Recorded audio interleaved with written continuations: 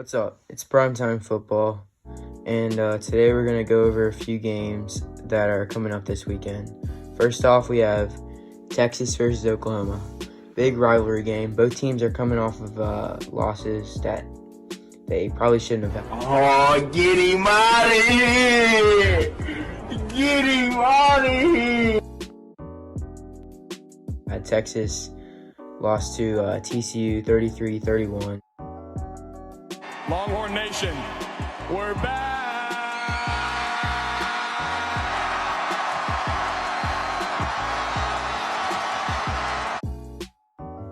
And Oklahoma lost to Iowa State. Wasn't too surprised by that one, but I mean, Oklahoma still needs to be winning that game. And before that, they actually blew, 21-point lead to Kansas State at home. And basically their conference opener. They look like a disaster right now. Oklahoma just looks terrible. And I wouldn't even be surprised if they start off 0-3 if you don't count the FCS game. So I got Texas in this one, 43-35, because I just don't think Rattler's ready. Like, he just makes too many mistakes. He's just not experienced enough. And Texas has Sam Ehlinger's a senior this year. He's not gonna make those mistakes that Rattler's gonna make. There's not gonna be Longhorn Nation, we're back! any defense in this game, so each possession is gonna be crucial to get points on the board. So I got Texas in a high-scoring one, and the Sooners are gonna start off the season 0-3. Try! Okay, next game we got Florida at Texas A&M. Florida just come off 2 wins against Ole Miss and South Carolina. Both games, the passing game is really good, putting up essentially stats that LSU did last year with Joe Burrow.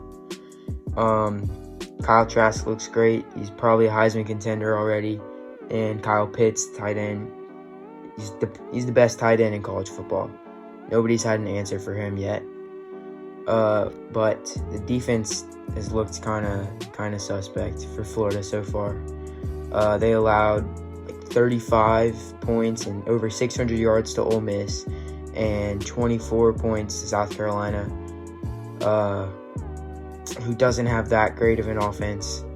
Okay, Texas A&M just came off of a blowout loss to Alabama on the road.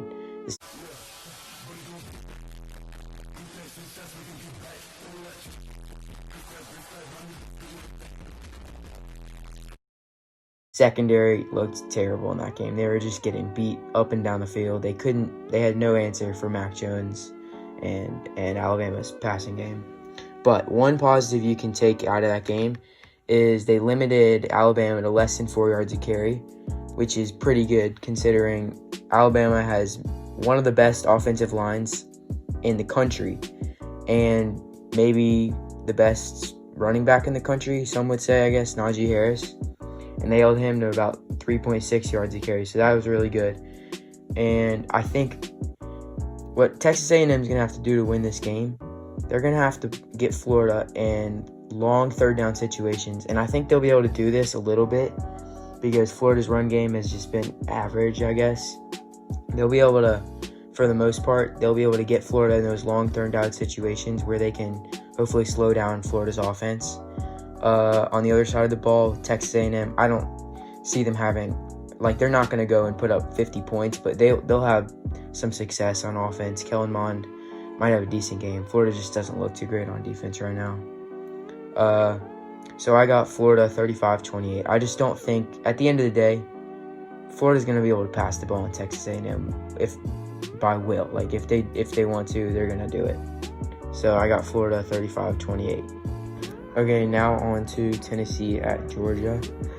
Georgia, in the first half against Arkansas, their offense could do absolutely nothing. They started Dwan Mathis, who came off of a brain surgery last year, maybe a year and a half ago.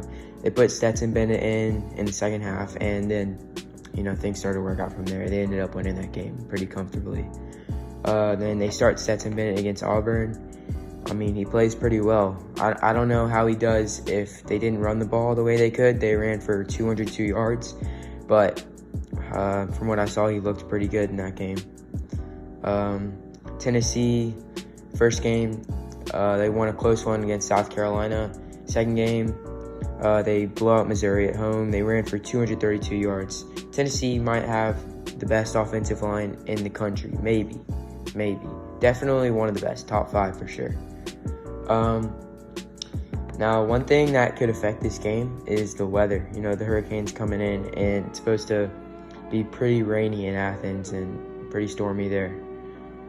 So I think that, I mean, neither teams are going to be relying on their passing game much anyways, but that'll definitely keep this game pretty low scoring. I mean, it already was going to be, but it'll keep it pretty low scoring. I think Georgia on defense, they just have too much depth. They'll be able to slow down Tennessee's run game more than Tennessee is going to be able to slow down Georgia's run game and Zamir White. So, I mean, it'll be close for most of the game. That's what I got. But at the end of the day, I think Georgia's just going to pull away. I got Georgia 27-13.